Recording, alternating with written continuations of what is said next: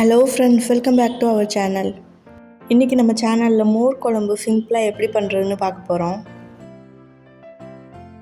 வாங்க எப்படி பண்ணுறதுன்னு பார்க்கலாம். அதுக்கு ஒரு மிக்சர் ஜாரில் 1 ஸ்பூன் ஜீரகம், 1 பச்சை மிளகா, 2 ஸ்பூன் அரிசி, 2 ஸ்பூன் துவரம் பருப்பு, இது ஒரு 10 மினிட்ஸ் ஊற வச்சு எடுத்துக்கலாம். இப்போ கொஞ்சம் தண்ணி சேர்த்து இது எல்லாத்தையும் நல்லா ஃபைன் பேஸ்ட்டாக அரைச்சிக்கலாம். இப்போ பாருங்கள், நல்லா நைஃபாக அரைச்சி எடுத்துகிட்டு வந்தாச்சு. இது ஓரமாக இருக்கட்டும். 1 கப் தயிர் எடுத்துக்கலாம். அதை இப்போ ஒரு பெரிய மிக்சர் ஜாரில் சேர்த்துக்கலாம்.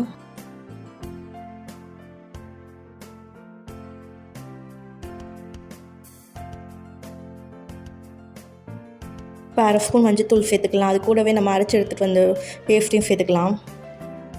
அது கூடவே தண்ணியும் சேர்த்து அரைச்சி எடுத்துக்கலாம்.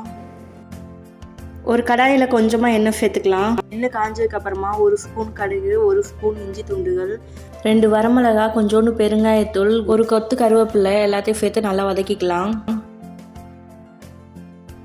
இப்போ அரைச்சி வச்சுருந்த மசாலா மோரையும் சேர்த்துக்கலாம். அது கூடவே 100 ml தண்ணி சேர்த்துக்கலாம். தேவையான அளவு உப்பு சேர்த்து நல்லா கலந்து விட்டுக்கலாம்.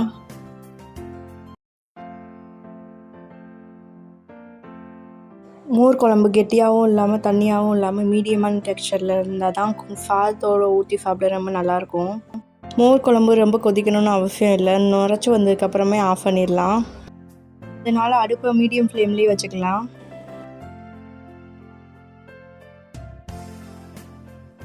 இப்போ பாருங்கள், மோர் குழம்பு நுரைச்சி வருது. நல்லா மேலே நுரைச்சி வந்ததுக்கப்புறமா நம்ம ஸ்டவ்வை ஆஃப் பண்ணிடலாம். இப்போ ஸ்டவ்வை ஆஃப் பண்ணி நம்ம பரிமாறிடலாம். பாருங்கள், மோர் குழம்போட பக்குவம் கரெக்டாக இருக்குது. இது போலவே இருக்கணும். அவ்வளோதான், மோர் குழம்பு ஈஸியாக ரெடி ஆயிடுச்சு. குயிக்காகவும் செஞ்சிடலாம். அதோட டேஸ்ட்டும் நல்லாயிருக்கும். நீங்களும் இதே போலவே ட்ரை பண்ணி பாருங்கள். தேங்க்ஸ் ஃபார் வாட்சிங்.